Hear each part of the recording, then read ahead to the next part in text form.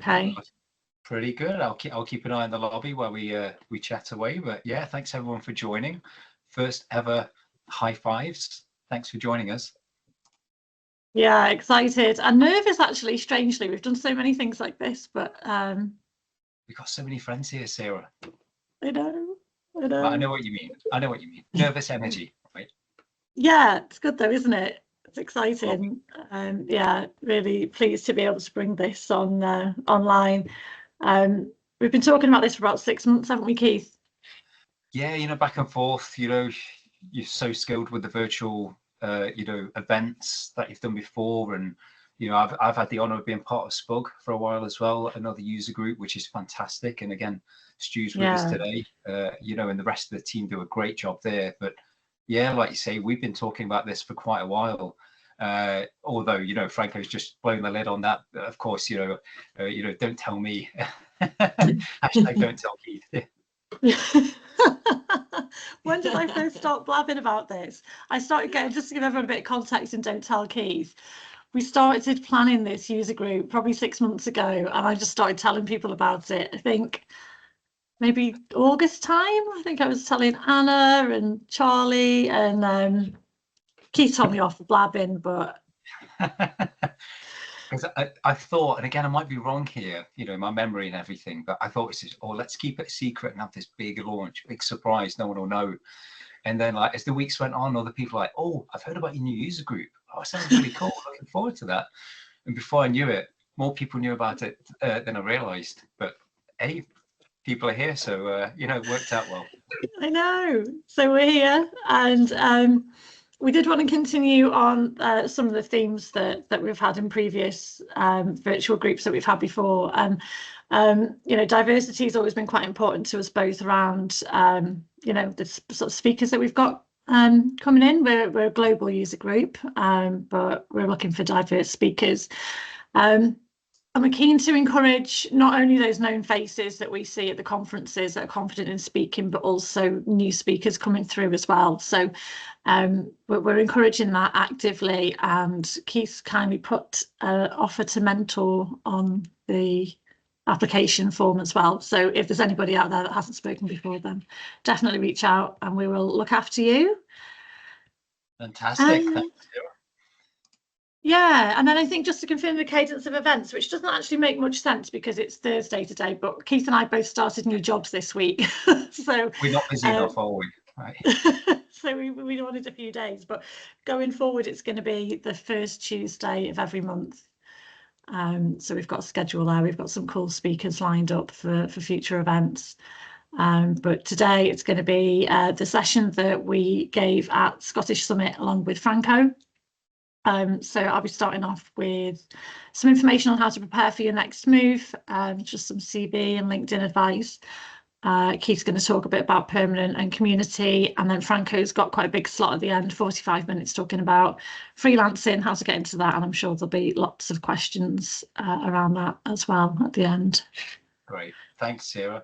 Yeah, as Sarah mentioned, we've got that. Just a quick heads up as well. The code of conduct we're going to use is the Microsoft Event Code of Conduct.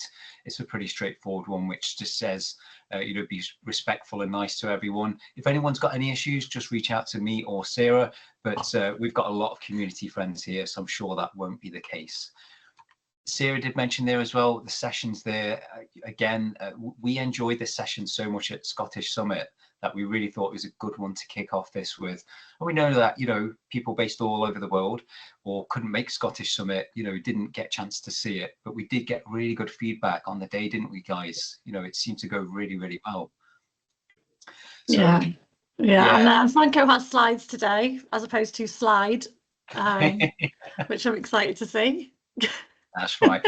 One slide or 10 slides. Franco's got a lot of useful info to share. It's a great session as well. So yeah, like Sarah mentioned, we're going to start the first half, Sarah then myself. Sarah will cover prepare for your next move. Mine will be permanent jobs and some community as well. And then yeah, the second half will all be about Franco's session about freelancing. So yeah, I think we're pretty much good to go. Sarah, do you want to go ahead and share and kick things off? Sure. Yeah. Okay. See if I can get through this. Okay, can you see that okay? Yeah, looking good. Okay, fab. Right. Feel free to raise a hand or ask questions throughout this. I'm more than happy to make it interactive rather than me just talking at you. But yeah, the session today, permanent versus contract versus freelance, which Franco kindly invited Keith and I to deliver with him at Scottish Summit. So yeah, it went down quite well. We had a fun room. Hopefully we'll have the same again today. So I'm Sarah Jones. For those that don't know me, I'm a principal recruiter for MS Talent as of this week. My main specialisms are Power Platform and Biz Apps. Somehow I do quite a lot of data engineering roles as well. I suppose with AI, that space is getting busier now. I've been in the tech space for about 7 years and had a previous life in other areas of recruitment as well. So probably 4 of that has been more Biz Apps and Power Platform. I am host and co-founder of the Power Platform Community High Five user group, which I'm really excited about, and also host and co-founder of the Christmas Cracker collab, which I know a lot of people came to. You'll be seeing some more of that through 2025 as well. So my agenda today is all about your next move, and so how to find a good recruiter, how to make your CV stand out, make your LinkedIn count as well, just boosting your personal brand, and there will be Q&A. I mean, Keith and I said we'd do a Q&A together at the end, but like I say, I'm happy for you to ask as we go along. So finding a good recruiter, you probably all get messages into your inbox. And I think what kind of triggered this part of the session was Keith and I both got a message in our LinkedIn inboxes offering us an outside IR35 Power Platform developer contractor role. Obviously, we've got very different careers, and it just sort of triggered, you know, part of me that thought this shouldn't be a reactive thing when you're looking to move jobs. It should be proactive. And so it makes sense to have a recruiter that you trust kind of working for you. So yeah, kind of try and stay out of your DMs. There'll be circumstances where, you know, you may be made redundant or need to kind of find a job quickly, and fair enough, you know, of course you're going to go through those messages. But if you're taking a proactive approach to your next move, find a recruiter and find somebody that you trust. Not necessarily me, but somebody you might have worked with before, or that you know is known to you by a referral or the company that you work for. I'd always recommend an industry expert, whatever it is that you do for a role. Someone that knows the trends in your industry, knows the companies in the industry as well. They're not all good. There'll be interesting things going on, and a good recruiter should really know their market and help guide you. Honest is important. You don't want someone who's just going to tell you what you want to hear, that your salary expectations are right, that your CV looks great, if there's work that you can do. I had a call with a hiring manager yesterday who's getting CVs with 1 page and not enough information on it. Recruiters are sending that sort of stuff out without advising their candidates. So you need someone who's going to be brutal, maybe, but definitely honest.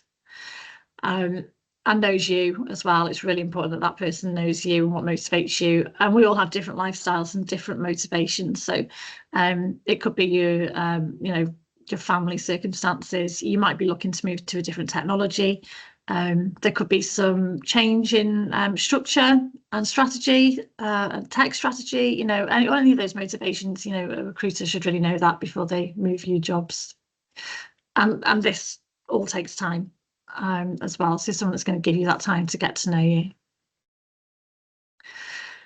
I am not pitching myself here. There are other really good recruiters in this industry, so this isn't about me whatsoever. You know, as I said earlier, go to somebody that you trust and that you've worked with before, or that a friend will recommend. So just to go through some basics on the CV now, and it seems basic to me. And when I started putting this slide together, I thought, what's the most common advice that I give to people when I see a CV come across my desk?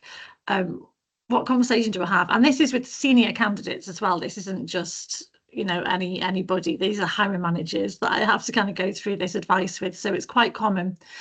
And I think what you have to bear in mind is when you apply for a job, your CV will go into either a recruiter like me through an agency or into a talent acquisition team. Oh, I can just hear myself. Okay. And so that might mean that it's going to a generalist recruiter and not necessarily somebody that knows everything about the sector that they're kind of looking for. It might be someone that hires in the customer service team as well as the tech team. So make it easy for them is my point. So your skills and certificates should be quite clear. I would recommend somewhere near the top, like a list of your skill set. So that if it's somebody that is kind of ticking boxes, that they can see that information quite clearly. So yeah, making it easy. And then once that's kind of clear, sorry, Keith, got your hand up. Yeah, not to cut over that, but yeah, thanks, Sarah. Just a quick one, really good question there in the Q&A from James Friel saying, are CVs still a thing, or are the HR platforms just using AI to run your LinkedIn profile through and use an algorithm? Yeah, they are. They definitely are. People want to see a CV. The searches that people do, so people will headhunt by searching on keywords that are in your LinkedIn profile or job boards, and yeah, you'll get that through. And I'll come on to that as well about making your LinkedIn count, because you will get that AI search and manual searches going as well. It's not just AI, but this is kind of a recruiter point of view. So even if you've got a kind of a recruiter that's using those tools to get that candidate profile, your hiring manager, I don't know anyone that's not looking for CVs at the moment. So you'd still need to have that document. I hope that answers the question. Awesome, thank you. Yeah, okay, so it's important to explain then how you've applied those skills and what projects and achievements you've made. I know there's a lot under NDA. What probably isn't under NDA is the sector that you've worked in, the sort of budget that you're working on, the number of users that the project is aimed at, what technologies you use to deliver. Was that in Dynamics, CRM, or was it Canvas apps? What technologies have you used? How did you use them? And a bit of a story around what your personal responsibility was within the team that you were in.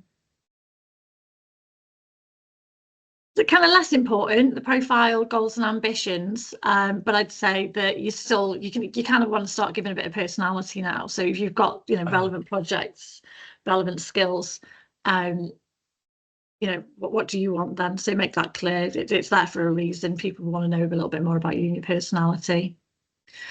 If you're community focused and you contribute, then get that on there. Absolutely. It's okay if not. There's not many people out there looking for candidates that are really good at contributing to the community, but not bothered about the rest of it. But if you've got it, nice to have for some. And then again, interests, last thing on the page for a reason, but I've known this to really come in handy at interview for building rapport. You might have a shared interest, shared football team or whatever, that might trigger a bit of a conversation. It might just make your life a little bit easier, a little bit friendlier at interview stage. So I'd always recommend to put some interests at the bottom. And this just for me, and this is only kind of my, this isn't any sort of training course, this is just my experiences. That then gives you a good story about the person. Once you get to the bottom of that document, you sort of feel like you know a little bit about them by now. You know what they like, you know what they're after, and you know what skills they've got. So you've got a good picture of the candidate. So coming on to LinkedIn, people check now. If anyone hasn't got a LinkedIn account, I find that quite strange. And especially in this biz apps power platform type space, there's a lot of content out on LinkedIn, but any employer that I know, if there's no LinkedIn profile, I'd want to know why. There is like fake profiles out there as well, more and more fake candidates. So any red flags you want to minimize. So have your LinkedIn out there. Make sure it mirrors your CV as well. So that will be the dates that you've worked somewhere, the employer name, your job titles. And again, don't leave anything that doesn't match your CV. I think there's even a button on LinkedIn that you can click that will generate a CV for you if you wanted to do that. But yeah, just make sure it matches. Right. Someone speak then, sorry. Is there a question? Yeah, bio again, same as your profile, but anyone can see your LinkedIn. You have to choose to share your CV with people unless you put it on job boards. I suppose that's choosing, but you know, your LinkedIn, anyone can have a look at it. So just make sure it's fair, reasonable account of yourself. And I'm terrible at this. I have no idea what skills are on my LinkedIn, but especially in technical roles, make sure your skills are up to date. As we mentioned earlier, searches will go against the skills that you've got on your profile. So make sure they're relevant and up to date. You don't want to miss out on anything by not having them on there. If you're posting content, I would just keep the quality high rather than posting every day. I had this question from Sean Astrakhan recently. You know, should we be posting every day? And no, not really, in my opinion. But if you've got something, an article to share, a blog to write, a YouTube video, just make sure it's quality rather than just spammy. Want of a better word, but yeah, keep the quality high.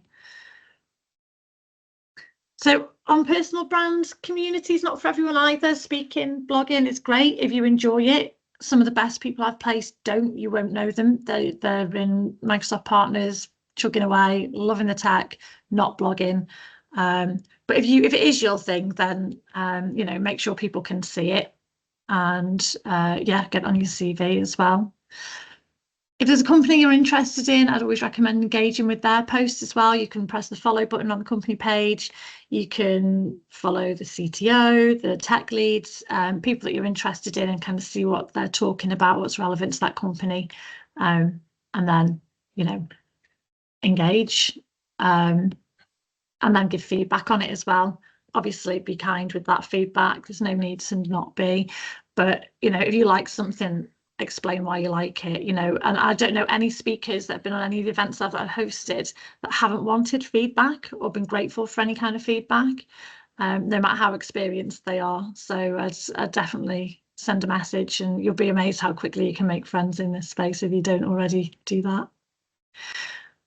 So there's a QR code there that'll take you to my LinkedIn page. Happy to have one-to-one chats if anyone's looking to start to look at their next move and wants a little bit of advice on their CV or their profile. But for now, if there's any questions, happy to answer. Thanks, Sarah. That's pretty much bang on halfway through the session. I don't know how you've done it, but you've done it. Hello. Yes. There are a couple of good questions in the chat so far, so I could go through those, but if anyone's got any afterwards, just feel free to use the raise the hand in Teams. So yeah, the first question I can see from Oystein, apologies if I've pronounced that wrong, is what kind of keywords are useful at the moment? I think that was on the LinkedIn profile. As in, so kind of the technologies, I suppose. Yeah, so what I would search for is the technologies. I'd probably start with a job title, but everyone's job titles are different. So you might be a Power Platform developer, you might be a Power Platform consultant. That could mean the same thing.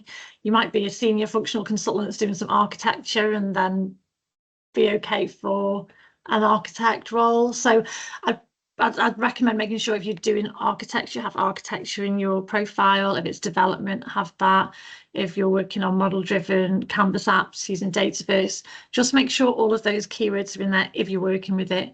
If you're not, I would probably avoid putting it in because you're going to get approached about other stuff. Sorry to bother you. On this thing you just sent me, that is for our Azure. I don't think that's rules. Oh, sorry, not sure what happened just there. But thanks, Sarah. That makes sense. It's almost like, you know, use the keywords you want to be found for. Sounds like an SEO approach. Yeah, it is. Yeah. Rather than having, yeah, it makes more sense. And what I would do, so if I was going to put a big search out there, and then I'd kind of hone it in to kind of narrow that search down. So I might put Power Platform in and get 2,000 candidates. So then it's okay, I want Power Platform with model-driven apps and Dynamics 365, and I would sort of narrow that search down. So just make sure that you've got everything on there. Perfect. Thank you. Right, there's one more in the chat, and then I'll go to some of the hands up. So the next one, Mark Rahn was asking, should the CV be customized for the position you're applying for? And should you have a generic CV as well? Yeah, I think you should have a generic CV. I think you should always read the job description. before you send your CV off for a role, because there might be something in there. And do you know what? This comes back to like years and years ago, right? So I was working on an embedded software engineer role, and there was this microchip controller. I don't know who was at AJ Zafar's session in London at the UG a few weeks ago. Yeah, Franco, you there? And he was using a it's called ESP32 microcontroller, right? And I'll never forget that, because it was in this job description. The client went, "Oh yeah, that's what we use." And I went, "I've heard of that before," but I'd kind of matched this candidate by accident by having that little bit of tech in that I hadn't heard of. So yeah, it's worth reading the job description, because you might just miss something little like that that actually really stands out. So I would, but then yeah, for having your CV visible on job boards, I'd have something more generic. Okay, Makes perfect sense. Lovely, thanks, Sarah. Great. We've got a hand up from someone, Will Rowe. I'm Yeah, not please. answering any questions from Will. I'm sorry. He's had me acting all week. Actually, Sarah, it wasn't a question. I just wanted to add a slightly different take, looking at it from a keyword repetition perspective, which also ties back into the AI bit. If you go for keyword repetition of whatever technical skills it is that you have that you want to be found for, it'll mean that you rank higher on the search engine of whatever job board your CV is, of LinkedIn, and you'll be sort of page one of that. I've been getting feedback from a lot of people around the fact that they're saying that their CVs they're not even getting a call back when they're applying to bigger organizations that have perhaps some sort of AI technology in place. So actually that keyword repetition is going to get you that greater chance of a call back as well when you're applying to roles with larger organizations. I totally agree with everything Sarah said around sort of recruiters, but that sort of automation, I think we're going to start seeing much more automation over the next couple of years of organizations putting in place AI type tools, and frequently the hirers won't actually even see the ones that are rejected. So keyword repetition, making sure that you're matching what the job spec is saying on your CV is often a good thing to do. And you can actually use something like ChatGPT to customize your CV to that, but just be aware that the ChatGPT lies all the time and hallucinates. So just make sure that whatever's in there will actually reflect what you've been doing as opposed to anything else. And that's it. I'm out and I'm done. So I just don't want to. Okay. No, thank you. It's a really good point, and I think that kind of ties in nicely with Nathan's question in the chat as well about the value of working with a recruiter. We're not using AI. I won't use AI to just go through CVs like that. I don't really believe in it. And so, yeah, if you've got somebody working on your behalf, you're not going to be up against these big, huge companies using AI to screen CVs rather than a human. Anything else, Keith? Have I missed anything, or is it time for you? I think that's everything. So yeah, thanks very much, Sarah. Really, really good session. Right, that's going to be tough to follow, but I'll do my best. Right, let me go ahead. You won't find it tough, but thank you, Keith. I never take it for granted, but thank you so much, Sarah. That was awesome. I'll go ahead and share my screen. Great stuff. Sarah, is that coming through okay? Yep, all good. Thank you. Perfect. So yeah, as mentioned there, Sarah's session about finding the next step for you. The session for me, it's going to be a shorter one, just about permanent jobs. I'll cover some thoughts on community as well. A lot of us are here, a lot of us are engaging in that as well. So a lot of us have already got the head start because you're here already. You're taking part, you're getting involved, you're engaging as well. So yeah, and thank you for that. If there's any questions as we go, I'm a little slow check in the chat, so feel free to use the raise the hand feature in Teams, and when I notice it, or if Sarah notices it, we'll jump to that when we can. Otherwise, there should be some time for questions at the end. Okay, so first up, I just want to share, really just a thank you to Sarah for inviting me for this. So Sarah mentioned before, we did actually do this session, me, Franco and Sarah, at Scottish Summit. And yeah, it was just going to be a Franco session. Then I believe he reached out to Sarah, got Sarah involved as well for that really good recruiter perspective. And then yet one day on the lead up, I think it was about 2 weeks before Scottish Summit, I got this message come through. So yeah, really kind. You know, I knew they were doing a presentation. That was really thoughtful. So how about that? Eh? Do you want to join the presentation as a Permi person? So yeah, I was thinking, yeah, it's quite interesting. Then Sarah said, we think you'd be perfect and you have great community advice too. So again, buttering me up, probably want me to say yes and be part of this thing, right? You know, I know how the game works. So that's fine. Well, I thought it did until I then received this message straight after that. And you've been about a bit too. Thanks, Sarah. So yeah.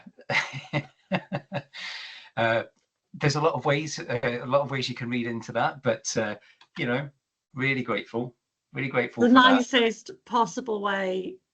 That's right. And I still joined, I still took part, so it worked, right? So when we did this session at Scottish Summit, and I kind of surprised Sarah a bit with this this chat, just this honest actual chat we did. You know, me, Franco and Sarah, we had a good chat on the stage of the being about a bit. I've had a few permanent roles now. This is 25 years. I've been working in IT as a consultant as well as internal IT, and also a bit more on my background. It's a bit more about me. So I'm a Power Platform Solution Architect. I do some training as well as an MCT. I've got a few Microsoft certs, a few other things as well. Some LinkedIn learning courses. And yeah, again, I've moved around a few different sectors and worked around the UK and the US. So Sarah, yeah, absolutely right. Hands up. I have been about a bit. So that's why I'm here for this session today. So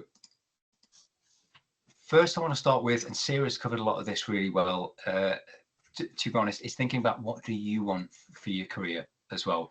So with me, again, I've got this permanent focus. That's been pretty much almost all the roles I've done, bar some little contracts here and there, but not much. And often when I would leave a job, most of my background is pro dev as a .NET developer. And what I would do is find another .NET full stack role next. I wouldn't always think about the progression or about what was next for me. I would just think about the same again. I didn't really have the ambition because I'd had mixed experience with different managers, so management didn't really appeal. I like being hands-on, so I wanted to stay as a coder, and I kind of stayed in this kind of same position for a lot of my career. But some things to think about is, you know, do you want that role progression?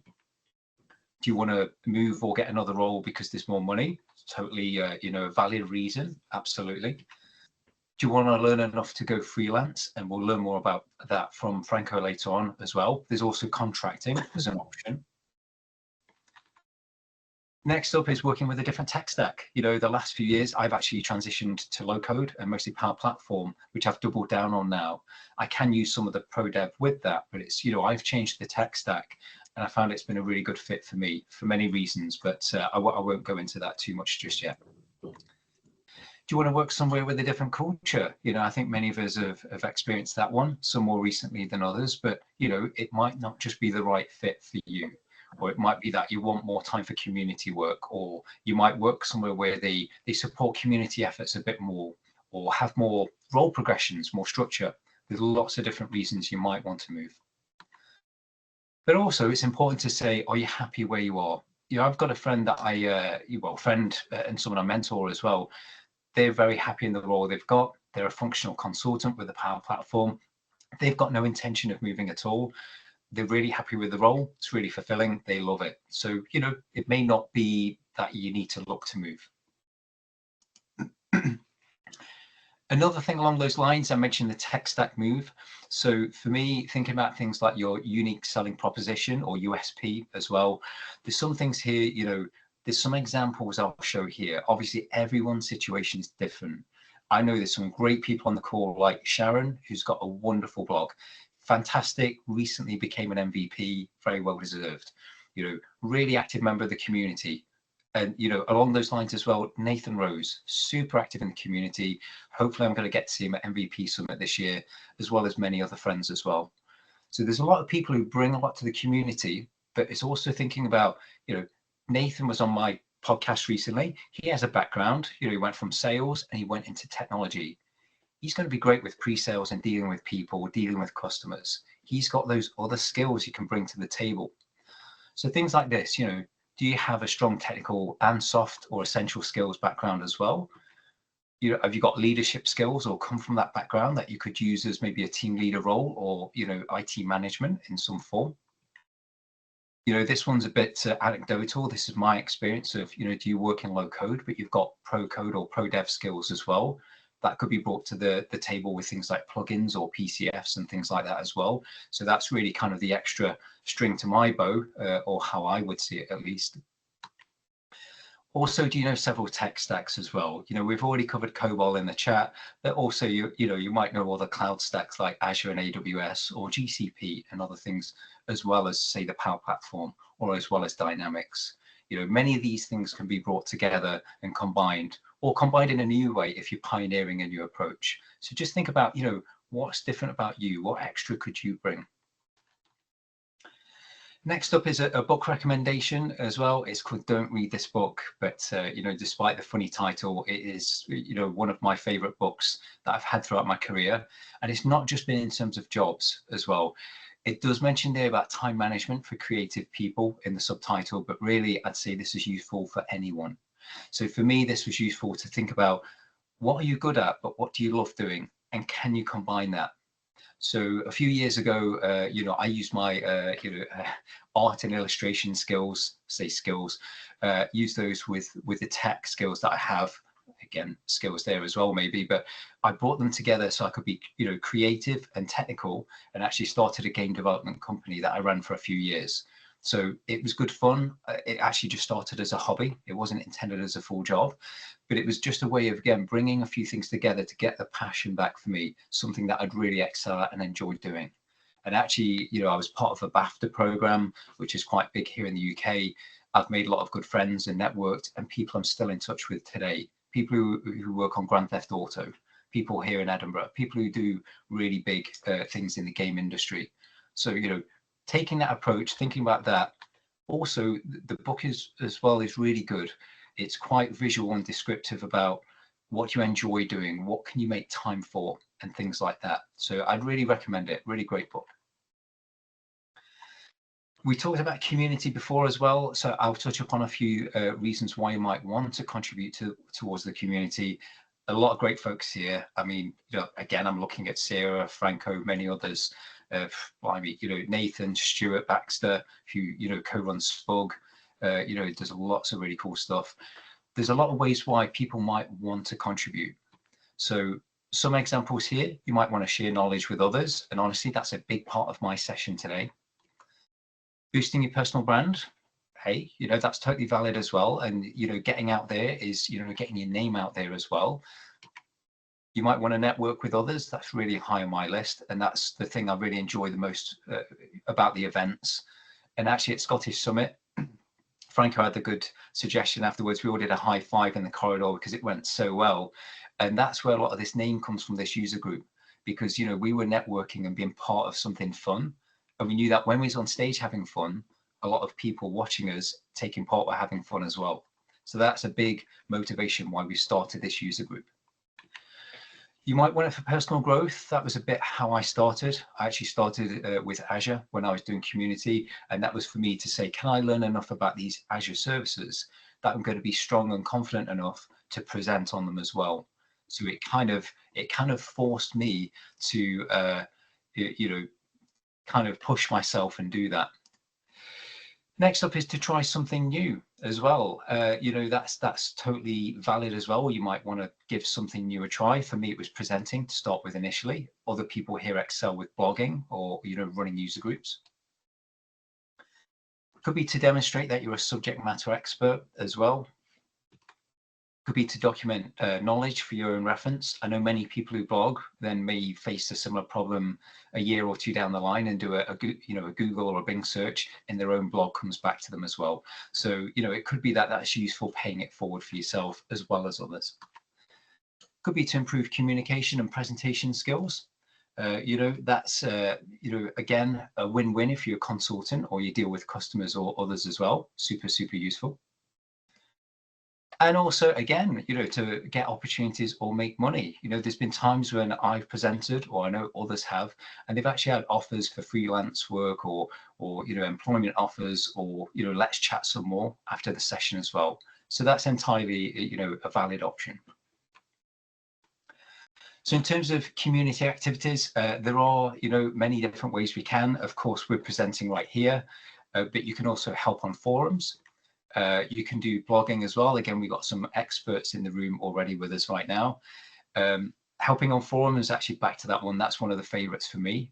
One, I like helping people, but also sometimes if it's a problem I've not seen before, it's going to push me and stretch me to try something new as well. Creating videos as well, some people are experts with that one. Speaking at user groups and conferences, you know, like we are today. Also being an organizer or being a volunteer or a staff for a user group or a conference as well. Mentioned the volunteering there as well. I actually volunteer for a couple of conferences. I know others do. So for me, like Data Scotland, that's one of the favorites for me, and Festive Tech Calendar as well, which just passed us by in December there as well. So if you don't want to commit, or you don't have the time to commit full time for something, you might be able to help with the emails, or again, moderate the chat, or moderate a Q&A, or help in other ways. You can contribute to open source projects on GitHub. I know Power Apps, I've submitted a Power App sample before, and some other people have done lots of that as well. So yeah, really, really good way to contribute. You can do it in many, many different ways as well. Sometimes the Microsoft community like us to help on the moderation side, the other side of the community wall there. So if there's a pull request or something on GitHub, you know, you might be able to help on that side of the wall to accept those submissions. Mentoring as well. You know, cliche as it is, I actually learn a lot from my mentees, as well as hopefully they learn from me. I've actually got mentors myself, and I mentor several people as well.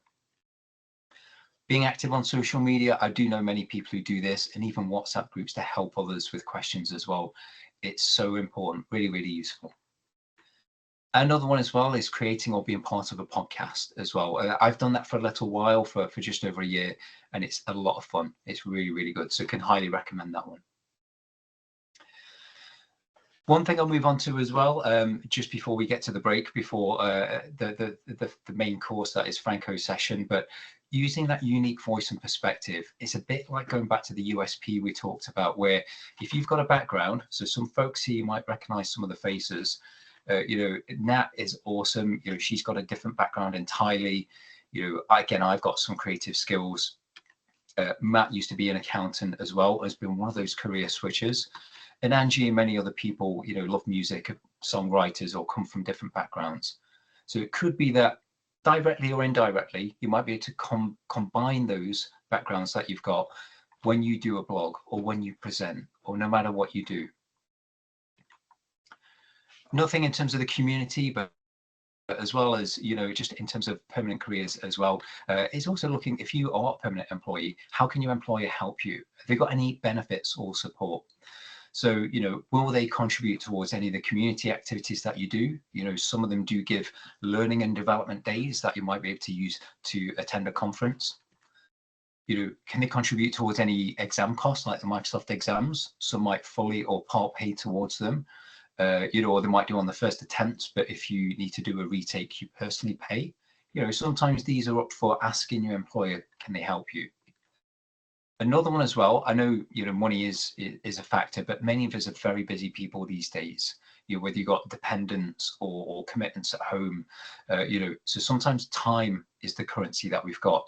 So, you know, would your employer consider allowing you to study during work hours? Again, like those learning and development days. You might need to put a business case forward for that, but you know, it could be super, super useful just to ask that question, or ask around, see if they provide that support already.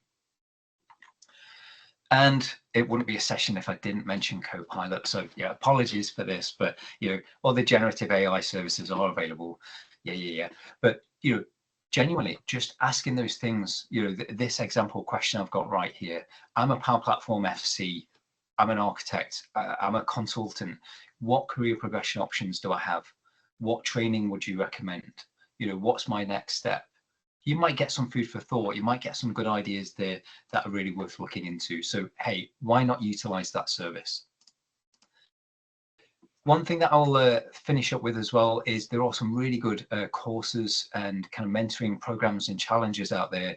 A favorite for me, me and Nathan actually put a video together on this, you know, quite a while ago, is, you know, the 90-day mentoring challenge has been one of the highlights for me. There have been many other good ones I've done.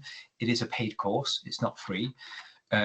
Courses like this, they are great if you're struggling to find direction, or if you've got the ambition to take it to the next level, or you're looking to say, again, what are my options? What next should I think about? Okay, I love working with people. You know, I like the sales side. Maybe I might switch from consultant to pre-sales. You know, who knows?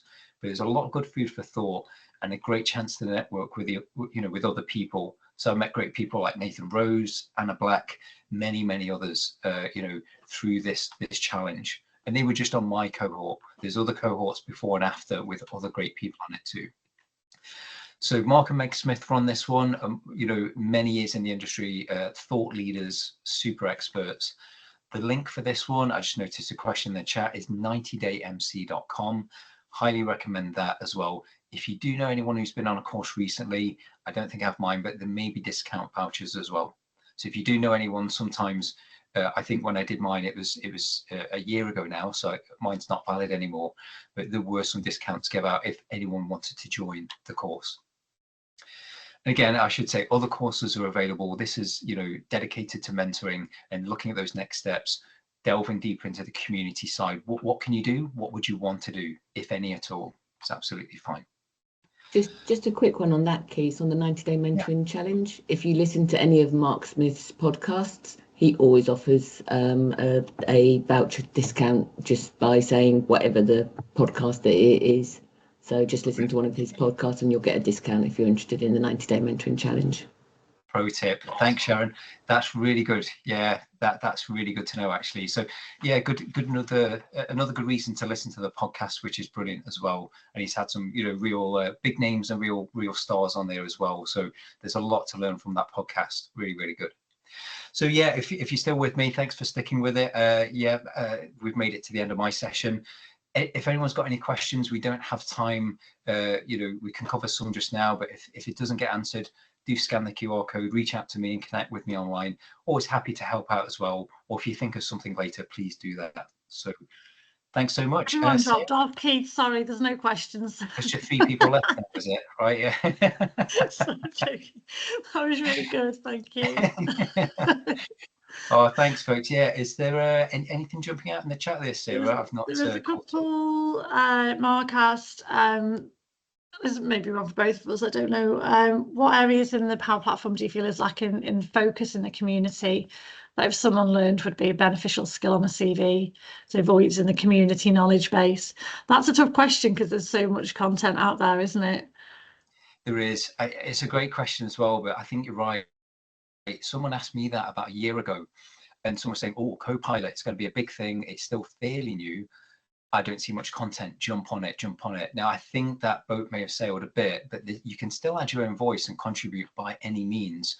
But yeah, I do know people who are looking maybe a year ago to say, where's the, you know, a gap in the market, if you will? Where's something that's maybe a little underserved at the moment? But I think, yeah, in the last 6 months plus, there's been such a flood of content from so many great contributors that really I don't see myself anyway, kind of any obvious gaps of, hey, no one's talking about this, do this one. But I'd recommend, you know, just trying a few different things, find your feet. For me, I'm okay at presenting. I'll give it a go. Blogging, yeah, so, but I tend to gravitate towards the things maybe I enjoy the most, whether I'm good or not. You know, I'll do it more because I enjoy it, right? You know. I was thinking that it's something that you feel like you're doing well yourself, isn't it? Something you're passionate about, probably, rather than where there's a gap. Maybe give your own take on what it is you're doing is probably the best way to choose. And also there was a request for the recording of that video, so Nathan's kindly shared that in the chat. Yeah, certainly will do, actually. I'll put it in the chat. Yeah, I'll search that one out, or Nathan, if you beat me to it, just you go. He's done it. Oh, he's on it. Superstar. Okay, thank you. Yeah, Great. and then Benji suggested, hi Benji, that contact center is the next one, which, yeah, there's a lot of change going on there, isn't there? So Yeah, nice one. Great stuff. Great. cool. Any other questions? Are we good? There's no hands up for any other questions in the chat. So thank you very much, Keith. That was awesome, obviously. Great. Thanks so much for all the questions. Yeah, really appreciate that. And thanks, Sarah, for looking after the chat. And yeah, really. Oh, hold on. We've got a hand up, Gabrielle. Hey. Gabriel's just snuck in there. Go for it, Gabriel. Sorry, I decided last second. I actually did have one question, and I think this is kind of a good one for both you, Keith and Sarah. You started with the joke at the beginning that you've been around. That's one question on my mind is when applying for the jobs. What's a good timeline? Does it scare employers if you haven't been somewhere for a year? What's a good time to want to stay somewhere before you're ready to move on? Go for it, Sarah. Might be one for you to start with. I think it's a tough one. You don't want to, if you're jumping around a lot through permanent roles, there's possibly an issue there. People will forgive one or two mistakes if you've made bad moves and if you can justify really what the reason was for that. Usually in tech, sort of 2 to 3 years in the sort of traditional tech space that I know, but I did some research for this session at Scottish Summit, and the average tenure for somebody with Power Platform in the job title was about 14 months, which is low. For me, and when I've spoken with CTOs about those stats, they've been quite shocked, and it's not a positive thing as far as I'm concerned. I think it's the good and bad in the community, isn't it? That, you know, there's a lot of people talking about what opportunities there are and trying to kind of maybe tempt you away to somewhere else. But yeah, I think for your own personal progression, you probably want to get stuck into some decent projects and some lengthy employment. But it's making that right choice when you make the move, isn't it? Or at least being as informed as you can before you accept a role. I know it's not quite an exact answer, but I think it does depend on the circumstances. Keith, have you got anything to add? Yeah, and I guess on the flip side of that, Keith, what's your experience been? Yeah, yeah, I think it's a really good answer. Thanks, Sarah. And for me, it's been because I've been about a bit.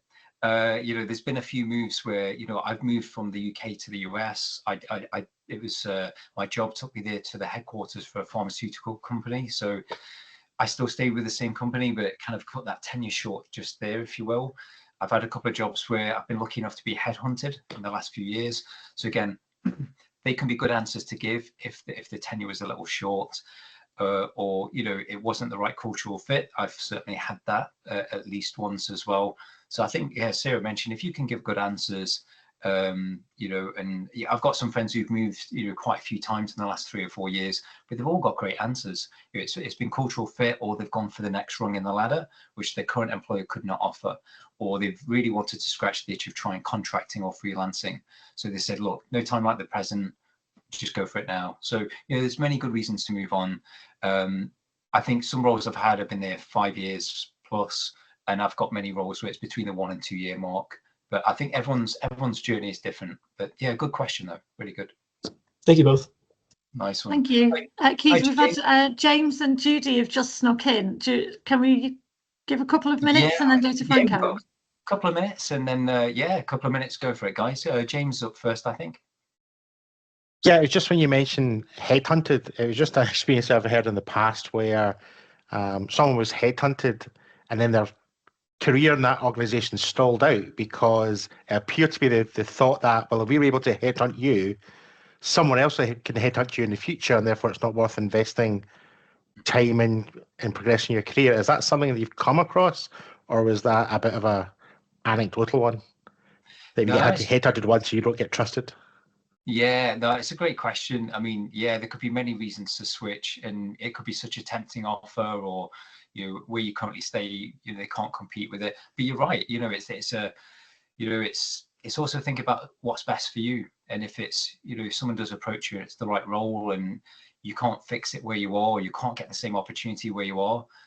You're right. Maybe it could be seen as a potential flight risk, but hopefully, if you prove your worth and you know you are loyal and it's a good fit. I always think Sarah covers this thing really well before of never moving just for money, you know. So if you're somewhere and if there is an issue and you can speak up and get it fixed, it's always the way to go. But sometimes you can exhaust those options and it's time to move. But it's a good point, James. Yeah, thanks for raising that. Thank you. Judy, I was wrong about Judy. She didn't have a hand up. So you can introduce Franco now. Fantastic. Okay. I will stop sharing, and yeah, Franco, if you're ready, just you go for it, buddy. Share when you're ready. Okay, cool. And we'll keep an eye on the chat.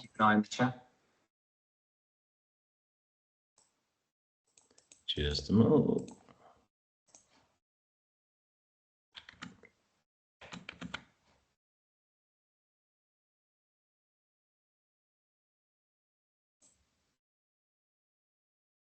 Wrong screen. Okay, you able to see my screen? Yeah, looking good. Yeah, looking good. Okay, cool. Cheers for coming, everyone. Absolutely buzzing to be here. So my part of the session is going to be about breaking into contracting and freelancing. And it's probably going to sound like this was a very strategic, structured journey. That definitely wasn't the case, but I'll try and make it so that you could approach it that way. But first of all,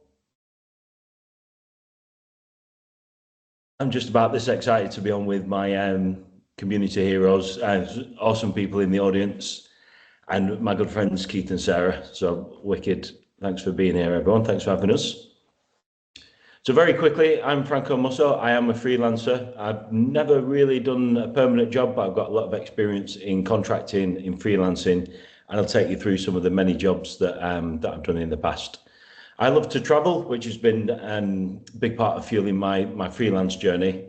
I like to take off 5 months in a year, if I can help it, but get as much traveling as absolutely possible. And the ultimate goal is to follow spring and summer around the world, never quite have those cold months. I'm a father of 4, got 4 daughters from 14 up to 22. I don't do Microsoft Search, feel free to shoot me now, but it's never been a blocker for contracting or for freelancing. I also don't like to do meetings if I can help it. And I don't like this, your urgency is my urgency. So that's a conversation I'm always having with clients. My kind of way of approaching life and my career has been flying by the seat of my pants. I'll give you a few examples of that as I go along. And if you want to link up, there's my LinkedIn, my blog, and X as well. All right, so first question that a lot of people had at Scottish Summit is, how do these two things differ, contracting and freelancing? There's not necessarily a hard and fast definition. I take you through what it's meant to me. And I'll take you through how can you design your runway. So if you're in permanent now and you're thinking in the future, I'd like to break into contracting and ultimately into freelancing, how do you get away from being full-time in the weeds to attracting the right clients, keeping the right clients, identifying your USP, and build a flywheel that says, right, the customers keep coming back to me, I'm magnetic, I've got the repeat business, and I'm not wasting much of the working year trying to chase leads and what have you. So I do this session. I've been asked by a lot of friends in the community to help them into freelancing, whether that's for side gigs or to get into contracting for some extra money. And I think a lot of it's been prompted by this idea of career insurance. We're seeing all these layoffs and the security that we believed we had with permanent roles not quite giving us that warm fuzzy feeling anymore. So what I'm hoping you'll learn is the differences between perm contracting and freelancing, the different ways of working. What's the optimal path to get from permanent work into contracting and then into freelancing? So if you hadn't guessed, that is the order that I'd suggest you do that in. Don't try and jump from permanent to freelancing and wonder why you've got no clients. How to position yourself and your USP, getting those clients and retaining them, and then working towards that being in demand and getting the repeat business. And for me, like I said, this has been very much about designing my ideal lifestyle. So that might be taking mid-weekends, that's a term I think I coined. Or like I said, it's things like taking months off throughout the year, kind of taking your retirement as you go before you're too old and boring to properly enjoy it. So that structured journey, here's how it actually went for me. Let's just real life footage of me throughout the career. So it's kind of worked out well, but it's always been just right. Let's wing it. Let's see how it goes. We'll take any opportunities, take roles that are just outside the comfort zone, and just keep building my way towards that. That was propelled by a couple of things. So first of all, life costs, number of kids increasing rapidly, and my careful planning being sprint on the spot, don't stop. Looking back from being maybe 25 to 35. Again, real life footage of my career there for the first 9 years at least.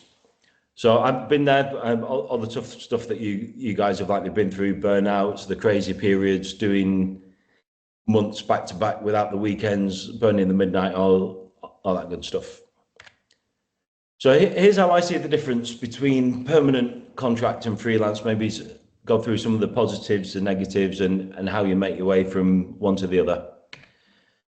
So the positives, yes, job security. So we've got that guaranteed salary, and we can hopefully get some mentoring. Some people at A&S lucky enough to be mentored by Keith, for example. Your employee perks, again, an example of A&S, just I know lots of friends working there. You've got things like the Squirrel Club and all those, all that support mechanism that's there. You've got a team, so you don't have to kind of build the camaraderie yourself. You don't have to go and find it from the community. You physically got a team that you're working with. You've got progression potentially. And then some of the negatives, as I see it, is you've got the limit to the income. You've got the strategic direction of the company isn't necessarily where you want to be. So that they'll typically do what pleases shareholders, and you guys have got to roll with that. And you have got the joys of office politics and policies. And for contracting, the main positive for me was always income. That has changed quite a bit now. I feel that permanent roles and salaries have really caught up with contracting quite a bit. But I did get to cherry pick projects, so that was great. That every next tool that I wanted to learn in Power Platform, or every next vertical that I wanted to get on my CV, I could cherry pick those projects to quite a degree and help me to specialize. So I'm now 99% Power Pages. If I was in a permanent role, I wouldn't necessarily have got the chance to choose that, but contracting is our role. If I've got multiple contracts offered to me, one of them is Power Pages, that's going to be the one I go on. So knowing that at some point I do want to break into freelance, I do want to start my own company, so I'm going to stick to that specialism. Stay on the latest and greatest as well. So I have got some amazing developer friends that are stuck, especially in the US, in fact, on large projects that have been going on for 3-5 years, and they just haven't got those sharp cutting edge skills anymore. There would have to be quite a bit of upskilling if they went back on the market. So some negatives is you're still tied Monday to Friday, 9 to 5, typically for one client at a time. Almost always firefighting. Every contract role near enough that I went on was the red flag was an urgent requirement. Typically meaning they fucked everything up beforehand. I've got to go in and fix everything. Got to break the news to the CTO that everything that's spent millions of pounds building so far needs scrapping. Not an easy conversation to have.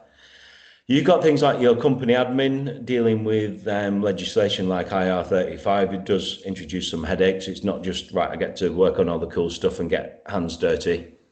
But getting your hands dirty, I would say, is another perk of contracting and freelancing versus permanent. So many amazing technical people in the community. When you reach a certain point on the ladder, you're moving away from being able to get your hands dirty and actually working with the tech. And you're doing things like the dog and pony shows, presentations, pre-sales, using much more soft skills than your technical capabilities. This is all obviously biased completely to my opinion, but it's what I've heard from friends as well. So freelance, I would say positives, absolutely the lifestyle. Like I said, I'm kind of designing my year around travel and getting to see as much of spring and summer as possible. So I've, since 2018, usually at least taken the summer off. There's unlimited upside, which I believe the world of work, that will just be the norm for more and more people, that if it's not commission based, there'll be some kind of performance related pay. The happier you keep customers, the more ROI you deliver, the better you get paid. I've felt unaffected by the market. In fact, when we came to do this session, I was very surprised to hear what a tough time it's been on both the contract and the permanent market in the last couple of years. I haven't felt that at all.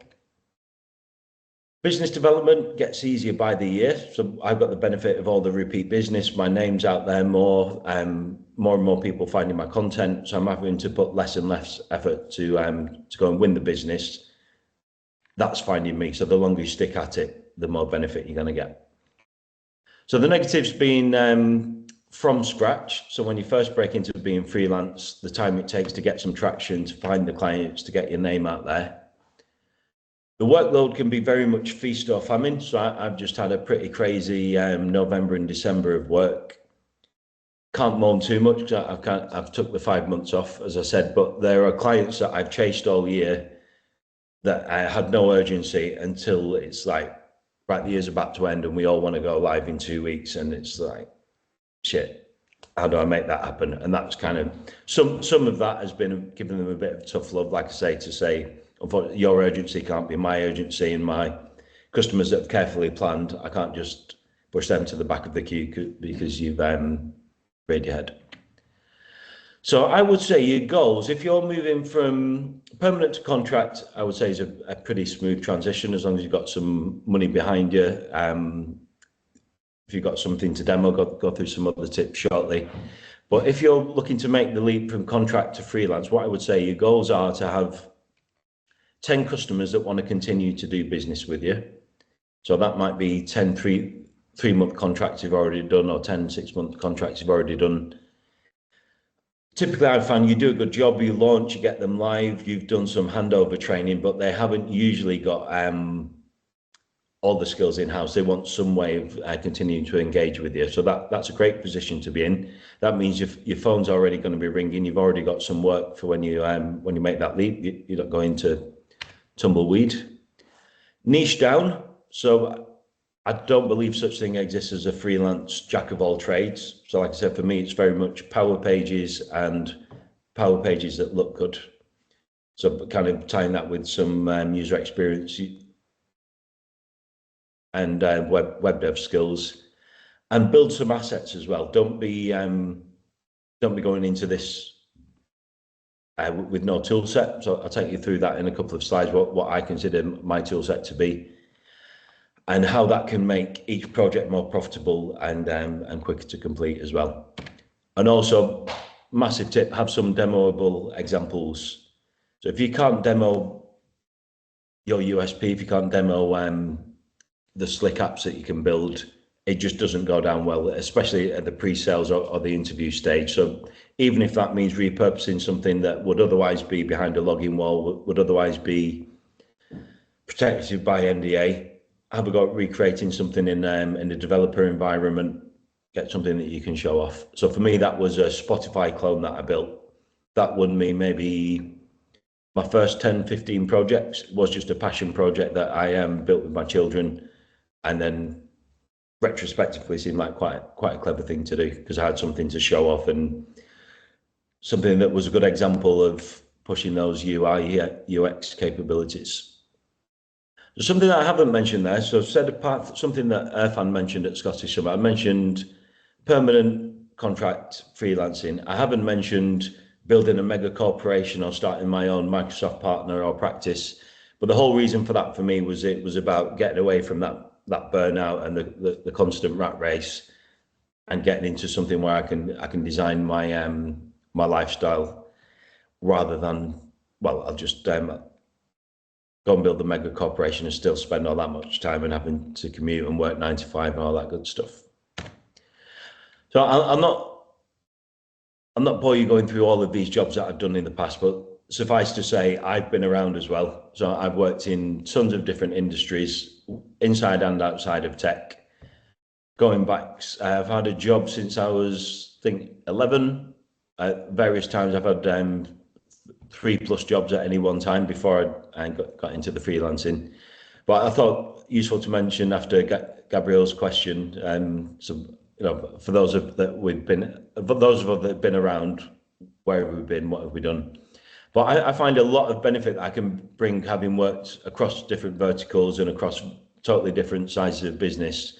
It really adds to my creative problem solving skills. And so often I can offer a suggestion to, say, insurance from something that I picked up from a job in leisure, or that I picked up from a job in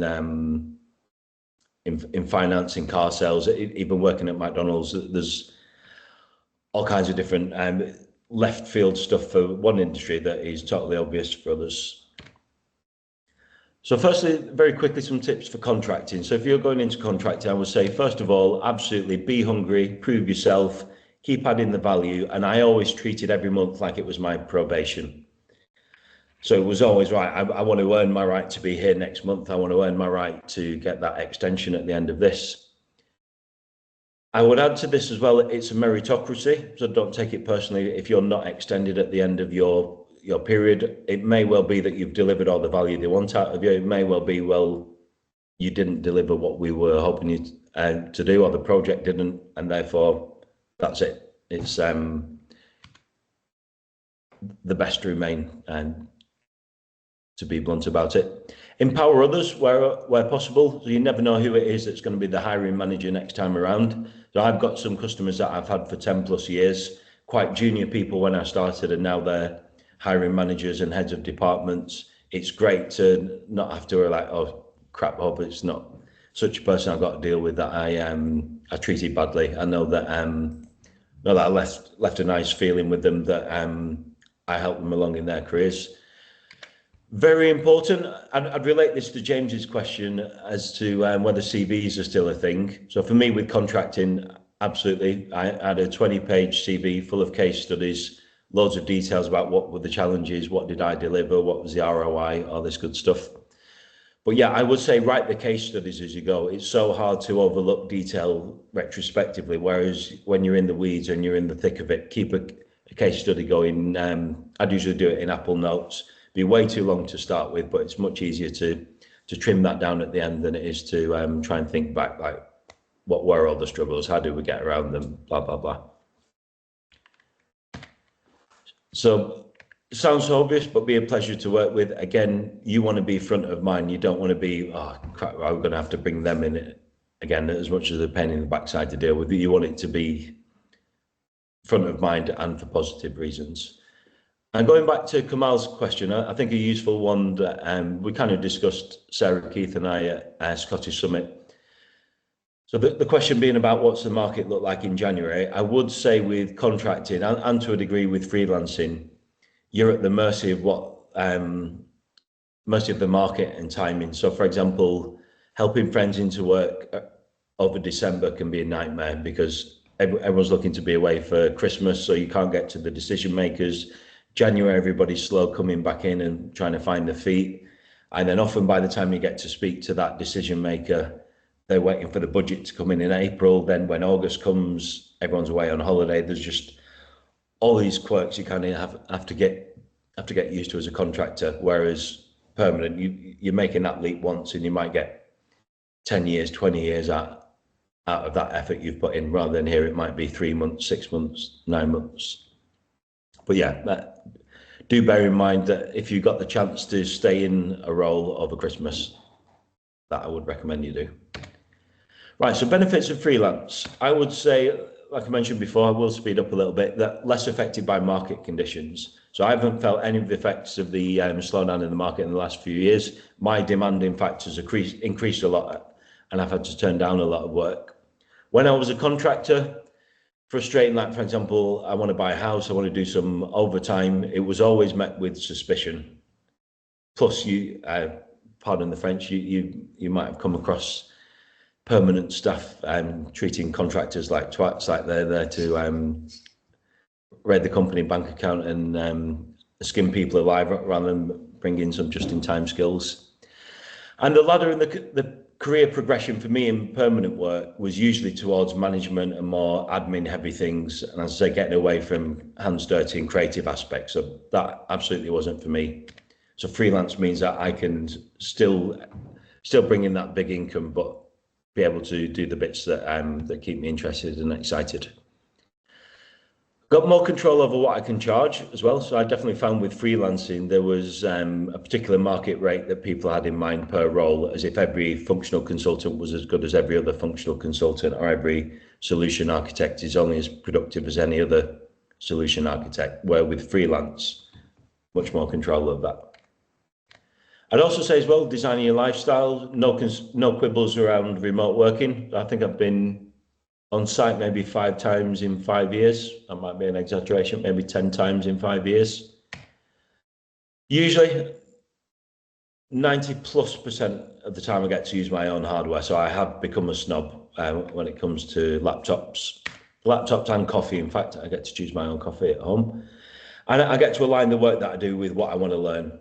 So with my lifestyle, with the people and the customers and the industries that I want to work with. So for example, if I see that a certain job is just going to be tons of bureaucracy, meetings, that every decision is going to take months, if I can help it, I'll just dodge that. So does freelancing work for all roles? And again, I said this is my opinion. It's not necessarily hard and fast rules, but I would say the closer you are to the end product or the result, the more you can charge, and the better fit really that it is for freelance. The reason for that being that the more value the customer perceives. So if I'm seen to be the one that I deliver this portal to you, I take it from requirements into a tangible result, or I say that I can offer you a service with your Power Automate flows where I'm going to save you tens of thousands of API calls, which results in this amount of cost saving, this amount of process time saving. That's a much easier sell for freelance than what it is to say, well, I'm a freelance business analyst, or I'm a freelance project manager, or I'm freelance and I deliver documentation, because at risk of offending a lot of people, to my end clients, they typically see those kind of outputs as necessary evils or prerequisites rather than the actual value. They want the tangible thing, like the portal, the Canvas app, the model-driven app, and the training course, perhaps. Now, I'm halfway through. Should we pause for questions? I can't see the chat, so Sarah and Keith, you want to butt in? Yeah, got a hand up there, Nathan. You go for it, buddy. Yeah, Franco, I'm really curious why you think you've not seen the sorry, I'm getting an echo. The economic challenges that everyone else has in the perm and contracting market. Yeah, I'm not quite sure, to be honest. I guess a big part of it is the repeat business, but it's tough for me to say in the sense that I'm not going out looking for the work. The work's coming to me, and I say I'm turning down projects each year. So I've not got a great answer as to why that's happened. It's just kind of that's how I realised that. So I essentially wasn't aware of the downturn, particularly until Sarah had mentioned it in the prep for this session, and then that's awesome. Speaking to other recruiters. Thank you. Thanks. I think it's more. Oh, I'm hearing an echo, Frank. It might be because I think it might be your end. Yeah. There's no real questions, to be honest. More just comments in the chat, so you might just want to catch them on that. Just a quick one. I think Gabriel's hands just got. Sorry, yeah, there's the echo that's coming from Francesco's side, but I think I can talk through it. I did put a question in that Q&A section, and it was kind of a Q&A or a two-parter here. My first part was, could you share any methods that you would use to identify and approach new customers without an established client base? Yeah, absolutely. So for me, that has all been through community outreach. So going back to a lot of what Keith and Sarah had said. So when I first started in freelance, it was very much relying on my existing customer base, but from the contracting side. There was only so much work coming from that. Now, what I'm saying, I'm inundated and having to turn down work. That's getting work directly from Microsoft, which is a result of work that I've done in the community, blog posts, building in public. So some of these tips will come up in my slides in a moment, but yeah, really that is it. Not had to advertise, not had to do tenders, not had to do cold outreach or anything like that. It's just been word gets around in the community. I had built the Spotify clone that I did some community sessions on, and it's all just gone from that really. Awesome.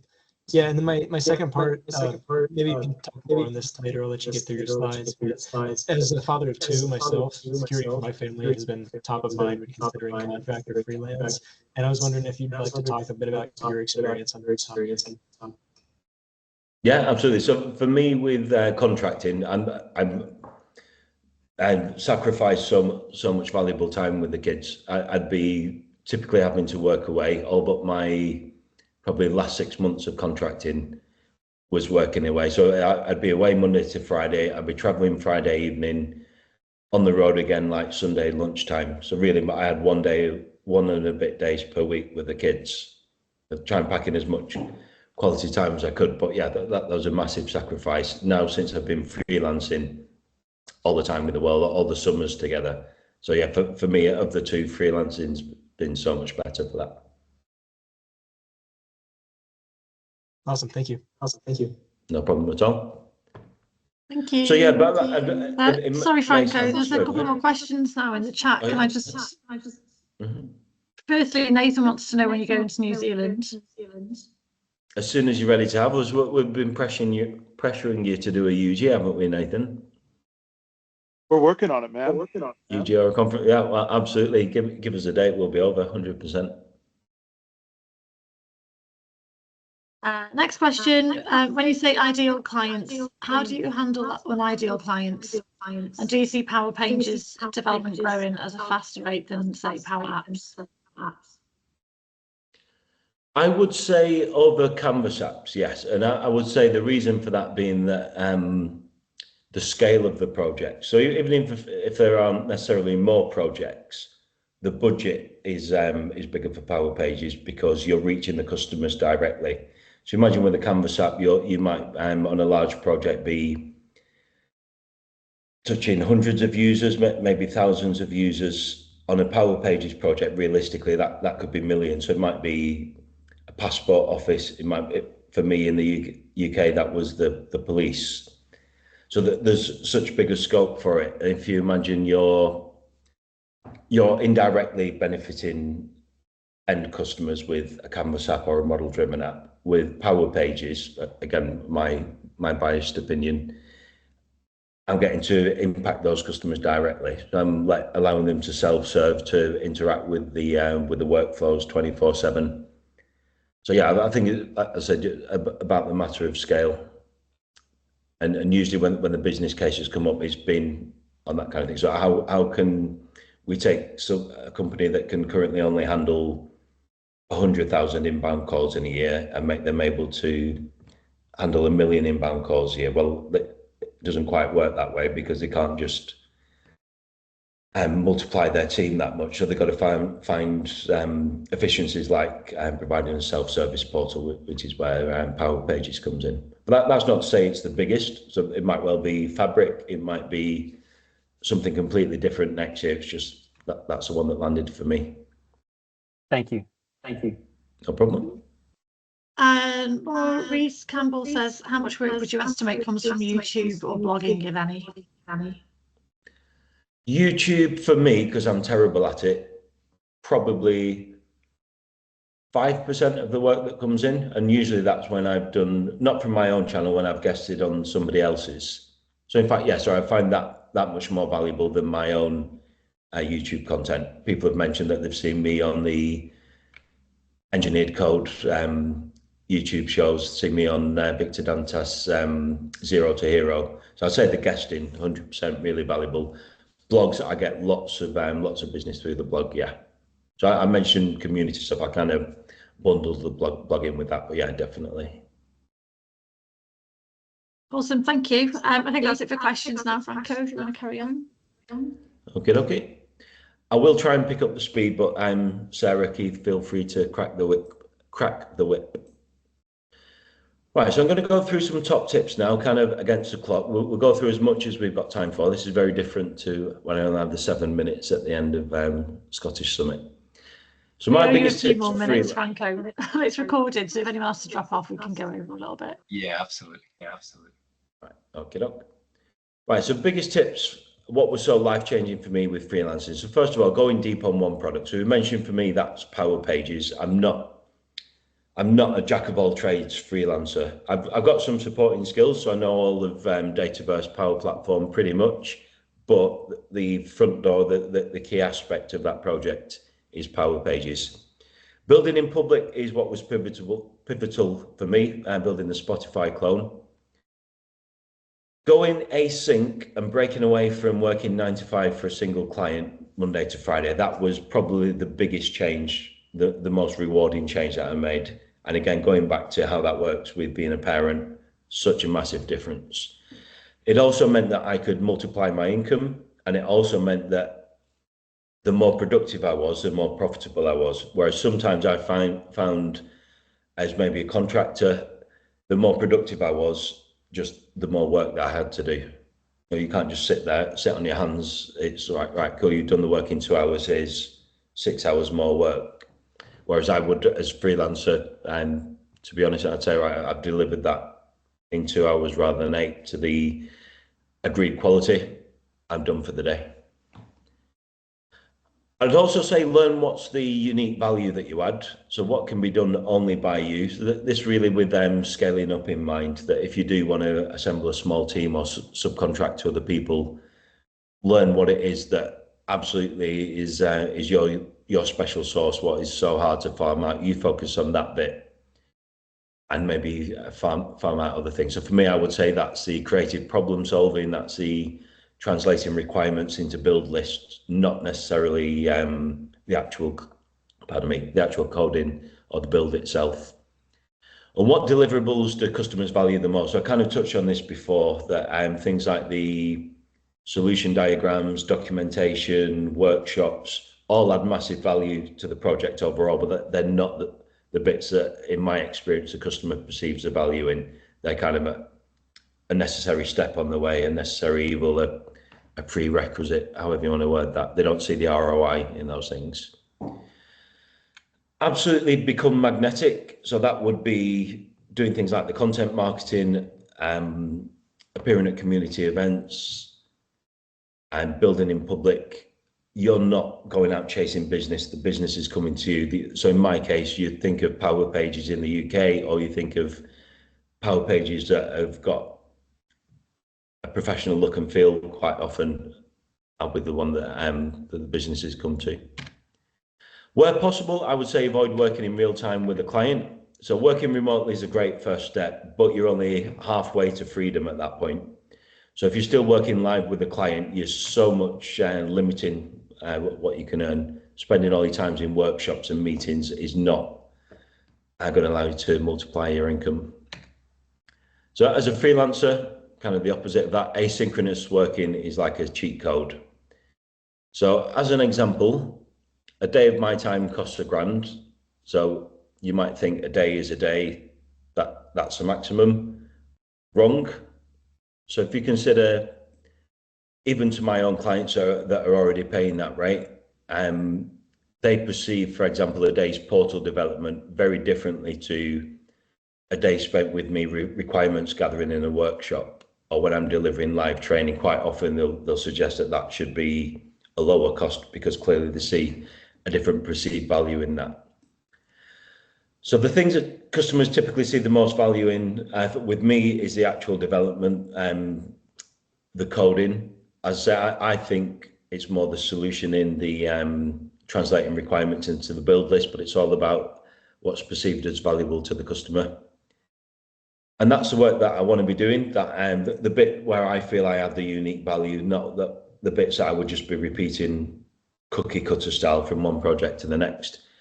And so the beauty of the async is that I can multiply my income. I can deliver 2 to 3 days results in one day. So bill multiple days for one calendar day. I know what it is that how long it would be taking other teams to deliver a lot of this work. That's kind of what I base this on. But also, if I'm just feeling insanely productive, I've not anything else I can be doing with that day or that week, I'll typically just be building up work ahead of when the client's going to ask for it. I'll not dwell on that too much. Right, so getting yourself known and finding clients. So CV, portfolio, case studies, super important.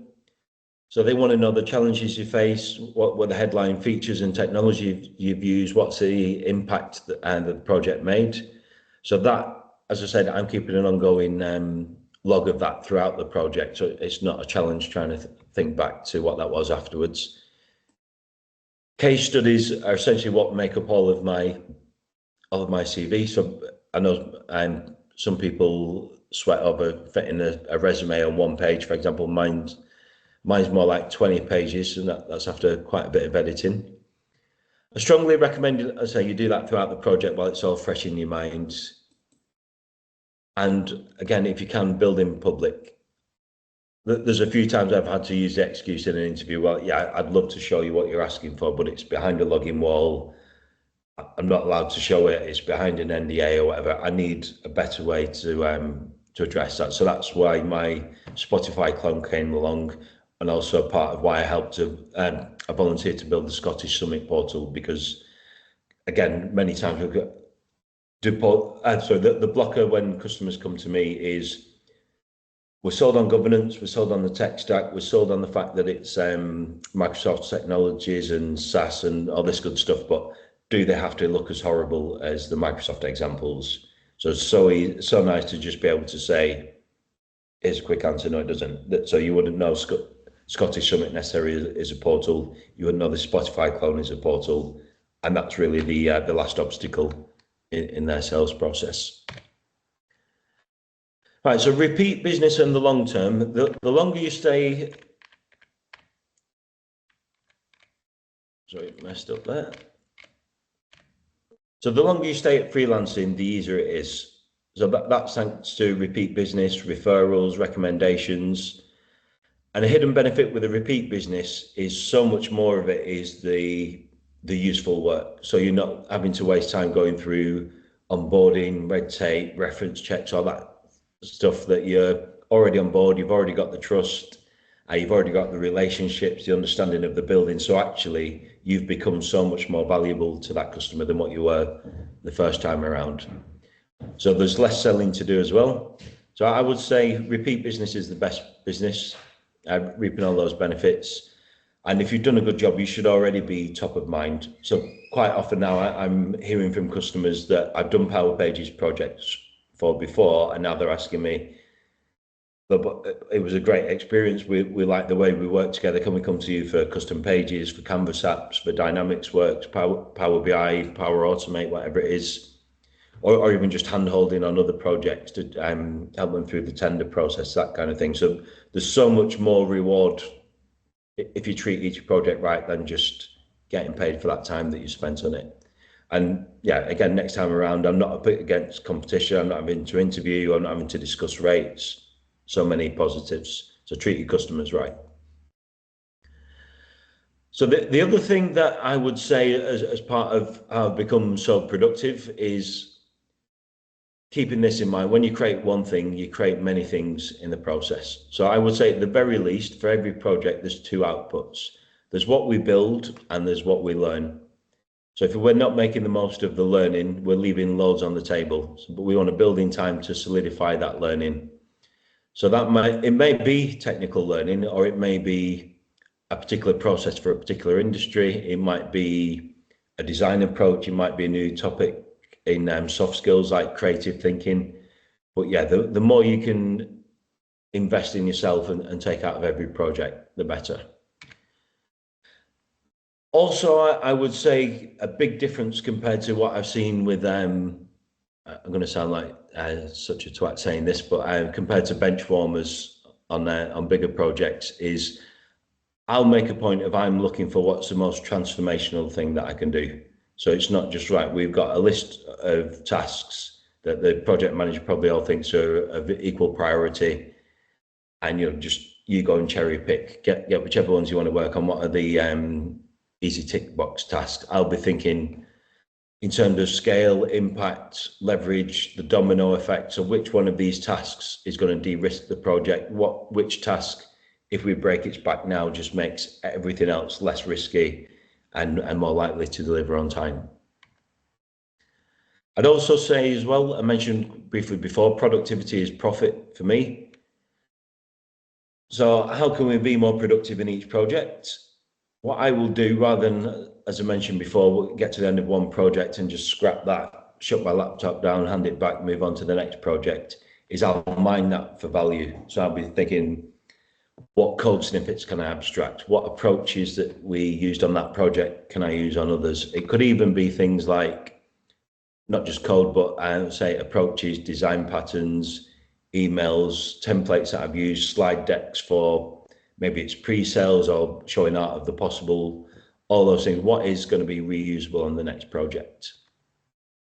And the benefit of that is you get way faster, you get more consistent from one project to the next. And if you're faster to deliver the same quality of result, then you're more profitable. So I invest a lot of time in my toolkit.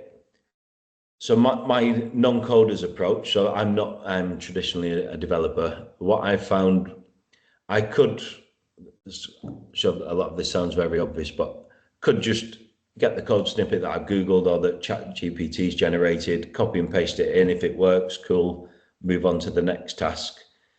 I learned to invest some more time with it. So each bit of code that I'd use, each skill that I'd learned, spend that bit more time with it and squeeze every bit of usefulness out of it. So I don't just treat it as a one-off and conclude that, yeah, that only works for that one situation. I'll be thinking, how else can I leverage that skill? Try to see past that very specific application of it. So how could I abstract out that code? How could it be used in other situations? What's the pattern in that code? How could I use it in creative and novel ways? So there's a lot of more boring techniques that I ended up leveraging on the Spotify clone. That was all right. I've seen how I can leverage a file. If I can leverage a PDF to show on the front end, why can't that be artwork for a track? Why can't it be audio to play when you're on the album page? And where could this have come in the past? So what gaps have I failed to fix on other projects that this could have unlocked? So it's not a massive extra step, but again, I fixed the problem on the project. How can I then invest in myself to make sure that's not an issue next time and that I'm extending my toolkit? I'd also say as well that this, to me, now seems obvious, but not my first couple of projects. But what is the client's goal? Quite often think it would just be, right, we'll build it, hand it over to you, job done. Whereas for them, their ultimate goal might be to have a team that's skilled up in doing what I do by the end of the project. So I've got a lot of those ongoing customers where every novel requirement still comes to me, but any that they're tackling for the first time, anything tackling for the first time comes to me, but any repeat problems, I've armed their staff to be able to deal with themselves. I'd say treat every contract period like it's your probation. Sorry, that's repetition there. So very quickly, some lessons from toxic projects then. I would say, so it's not all plain sailing. You don't always necessarily get every invoice paid on time and get on with every customer. So I would say, do take a deposit. US clients in particular, totally cool, and that's the norm doing that. Do due diligence on clients. I've had my fingers burnt by startups in the past where it feels like it's all guaranteed work and the money's waiting, and it's like, oh well, we just need to wait and see if we get the next round of funding. Not a nice position to be in. Also work out who it actually is the client. So sometimes it'll feel like you're working directly for the end client, and only when it comes to invoicing time do you realize there's an intermediary like a partner or another non-Power Platform technology house involved. So that you want to know up front. Some gotchas might be that you find out on the day that you invoice that you should have got a purchase order number, or that the payment terms are something ridiculous like 90 days. I don't deal with that, but I always prioritize good payers, and I'll have that conversation in advance, make sure that we're on the same page, that I typically do 30 days, 30 days payment terms and nothing more than that. Don't let their urgency become your urgency. And like I said, with the contracting, if it's an urgent requirement, see that as a red flag. And again, sure, it seems really obvious, but don't start phase 2 before phase 1's paid off. Sometimes you'll have the urgency and the pressure for the customer. This is great, yeah, we just need to keep on moving because we've got this next milestone. And before you know it, you're having to chase for 3 or 6 months invoicing and then realize you've got a problem. So yeah, don't put yourself in that boat. I'd say don't clear your workload for anyone. I've had a lot of people ask for exclusivity, so I'll tell everyone in advance I'm working for 3 to 5 customers at any one time. Quite often they'll be cheeky and say, well, if we can guarantee you the money, can we just have your entire time for these 3 months? And the answer is always no. And for me, it's a very personal one, but don't sacrifice summer or whatever are your favourite times of year.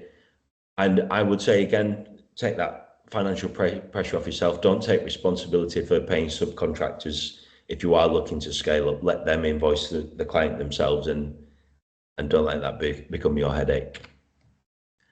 And sorry, final slide, I know we're a little bit over, but some tough love. So as a freelancer and very much as a contractor as well, you are being paid to deliver value and to bring the experience. Don't expect to earn just for being a bum on the seat, just because, right, well, I had my laptop on Tuesday, you didn't give me any work, but I still expect to be paid for Tuesday. Don't expect to be paid to learn on the job. Don't expect praise and reassurance. Doesn't work that way. As contractors and the freelancer doing an amazing job, in my opinion, it is the minimum expectation.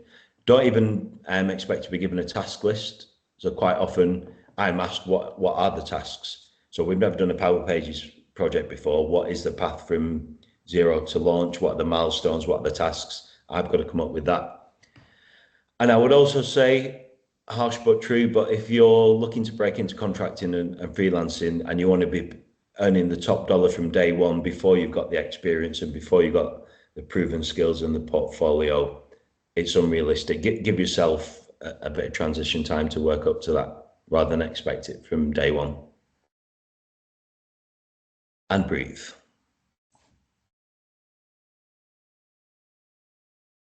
Thanks very much. Let's go to questions. Oh, I can hear myself again. Very well I'm done. just looking at the That's chat.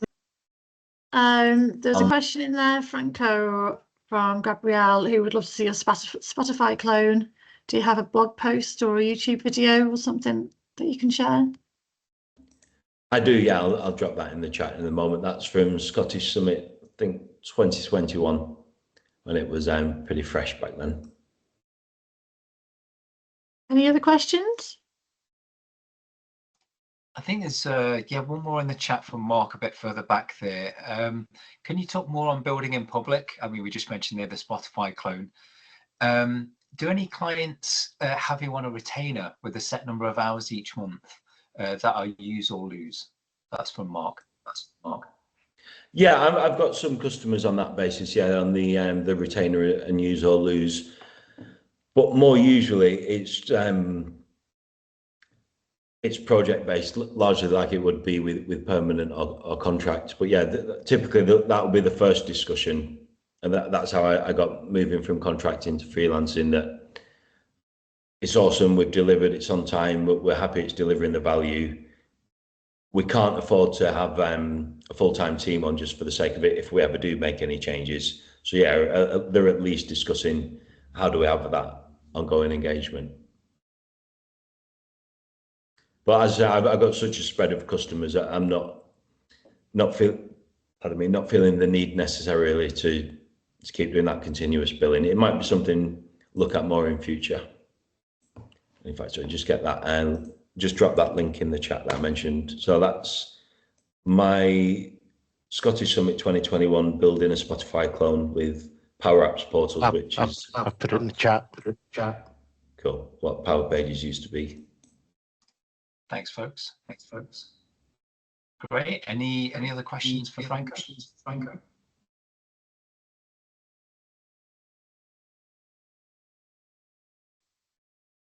Okay. I apologise that was a bit death by slides, but the irony is I only had one slide at Scottish Summit. I thought it was a great presentation, by the way, just to give you feedback. Thanks very much. I think so, because when you asked me to do this session with Scottish Summit, I actually didn't really know the difference between contract and freelance. So, and I felt a bit like silly not knowing really. So understanding that, and I know speaking to people since that session, a lot of people felt the same. What is the difference between contract, freelance, and what are the benefits? So I think, yeah, we appreciate the effort you've put into that for sure. I'm just checking the chat, see if there's any more questions. It's just lots of lovely feedback. Really nice. Yeah. No, I think it's looking good. Yeah. Thanks, Franco. Thanks so much. Cool. Yeah. Thanks for having me. Thanks for attending, everyone. Oh, Scott. Hello. Should we get a screenshot of everyone doing the community high five? Yes. Oh, Keith's just ruined it by screenshot. No, it's gone. It's gone. Let's get the high five. So yeah, anyone who wants the camera Everyone on, get your cameras on. Yeah, camera's on. Come on. There we go. Okay, Cool. there we go. There we go.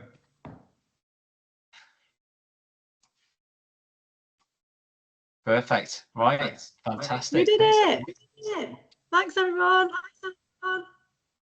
Right. I will just bring up a slide with a couple of QR codes. Let's see. There we go. There we go. Fantastic. So, yeah, just to wrap things up, a big thank you from me and Sarah. This is our first event. We're just learning as we're going, but it's great to see so many community friends join and support us today. And thanks for anyone who's held on as well. We're only slightly over what we expected for time. But yeah, thanks everyone for joining. Couple of codes there. Connect with us online. There's a link tree there with a LinkedIn page. A few other things as well. If you do want to speak at an event, and again, Sarah mentioned we do offer mentoring, support for speaking. Scan that code just there as well. And yeah, Sarah, when's the next one? Is 4th of February. That's the plan now. Back on the Tuesdays. Yeah, so we've got Sean Astrakhan and Howard Angleshe's coming along to talk about LinkedIn. Franco, if you're around, I know you and Sean have spoken about that together before as well. And just increasing your LinkedIn profile, which tie in quite nicely with the freelance stuff, I think. And Anya Black is also going to be speaking on that session. Keith, you know more about her session than I do. I've just got what's in our schedule here, but you've had the conversation, haven't you? Yeah, I'll let Ada describe when she joins, but yeah, it's a really interesting one. So yeah, about making decisions as an architect, when to build, when to use off the shelf, and yeah, so on. But yeah, I won't spoil the surprise. But yeah, it's going to be a really good one. So hopefully people can make that one. Awesome. Fantastic. Right, I think we're about ready to wrap up. So anything else, Sarah? Have we missed anything? No, I'm just really pleased that we've done it, and so many people came and interacted as well. So yeah, thanks so much. Hope to see everybody next month. Lovely. Yeah, thanks everyone for coming. Enjoy the rest of your day. Thanks, Franco. Thanks, Sarah, for speaking as well. Awesome job, guys. Thank you. Thank you for putting this together. Really appreciate it. Thanks Yeah, so much. brilliant. Yeah, absolutely wonderful. Thank you.